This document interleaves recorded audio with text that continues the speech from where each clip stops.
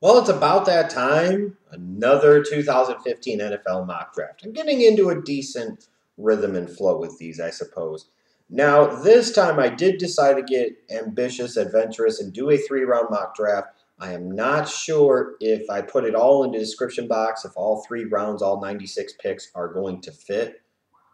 So if they don't, I'll try to figure out a way where I can post it, and that way you have access to maybe that 3rd round. I know the 1st and 2nd round will fit for sure, so I don't really know. Okay, so anyways, whatever I am able to post will be down in the description box down below. So with this mock draft, in some cases it's a matter of what I think a team should do. Some cases it's what I think a team could do. Certain scenarios playing out in terms of talents that I think are starting to rise up the board, talents that are starting to fall down the board, what have you. Now, let me dive right in. We'll start off with number 1. This is always seeming to be a great point of contention, and on the one hand, I maybe get tired of talking about it, but on the other hand, I don't, because I believe in the righteousness of my view on this. Look, if the Oakland Raiders end up with the number 1 overall pick, I understand where a lot of people like Derek Carr. And I understand where a lot of people think that Derek Carr deserves more of a chance, and he's done okay considering his circumstances.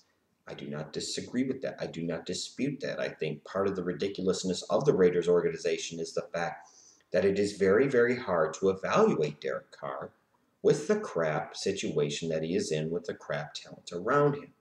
But with that said, and again, I will propose this in a way that I hope everyone can relate to. If you are taking over for Reggie McKenzie and your job is on the line and you are the general manager of the Oakland Raiders, knowing Reggie McKenzie's draft history, knowing the recent history of the Oakland Raiders, are you staking your job, your career, your livelihood on a 2nd-round quarterback from the previous draft of a failed regime? Are you really going to fucking do that? I honestly think that if you say you are going to do that, you are lying to me, and more importantly, lying to yourself. You are going to want to, if you have any brain matter at all, and you don't want to be the next Reggie McKenzie, you want to be a successful general manager, you are going to roll with your own guy. Now, I think from a talent standpoint that Jameis Winston is the better talent in terms of quarterbacks in this upcoming draft, but I also think Marcus Mariota is the safer pick in terms of a mentality standpoint and his ability to stay focused and get it done on the football field. And he fits more of that dual threat quarterback trend of the NFL, whereas Winston can move, is athletic, but he likes to be a pocket passer first and foremost. Again, whether it was Mariota or whether it was Winston, whatever the case might be, the Oakland Raiders, I don't think for the long-term sanity and health of their organization, can sit there and build around Derek Carr. I just don't believe that. Do you really think Derek Carr is the type of quarterback that can win you a championship? If the answer is no, then you can't build around him. And the longer you keep him as your starter, you're only delaying the problem and kicking the ball down the road. Period. All right, now you'll notice with the quarterbacks, I have the Giants at number 7 taking Connor Cook. The fact of the matter remains is that Eli Manning will be 34 next year. Eli Manning's skills have been starting to erode over the past couple of years. You're looking at perhaps the head coach Tom Coughlin and or the general manager Jerry Reese being out at the end of the year. That means a new regime up in the front office, a new regime in terms of the head coach and coaching staff. It means they're going to want their own guy.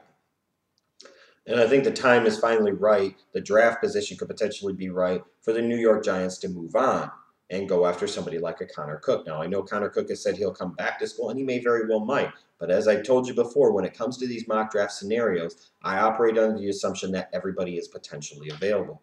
Now, you'll look at some of the other players that are rising and falling on my boards. You see I moved Randy Gregory up into the top 5.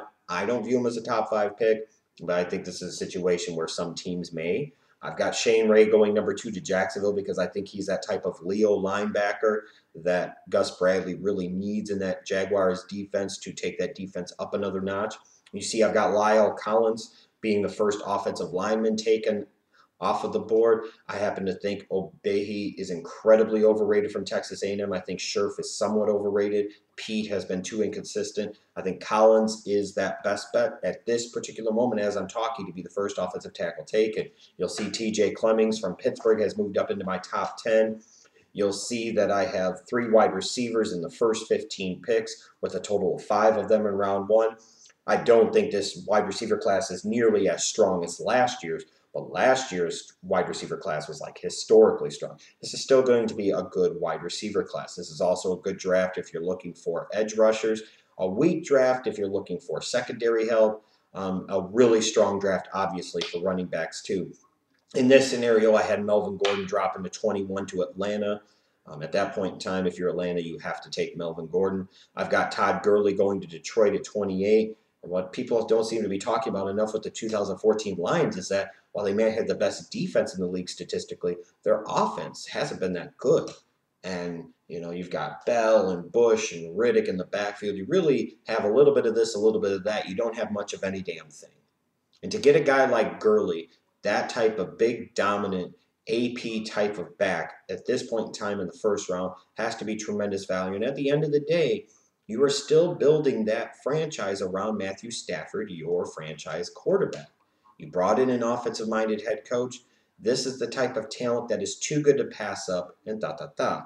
So again, just some of the things that stand out. You know, in terms of other players I think could move up or down as the draft process continues, I think Eric Kendricks, the inside linebacker from UCLA, will. I think Nate Orchard, the edge rusher from Utah, will be another guy that moves up. Malden, the edge rusher from Louisville. Again, there's going to be – the good thing is if you're looking for edge rushers, especially 3-4 edge rushers in this draft, you know, and you don't want to spend a first-round pick on one, you got to wait till the second round, you're probably still going to end up with a decent talent because some of these guys are going to drop just because of the overall depth and talent at the position. So again, you feel free to look at my mock draft down below and let me know what you think of it. I can't wait to debate some of you guys because you get bent out of shape because I said the Raiders shouldn't build around Derek Carr.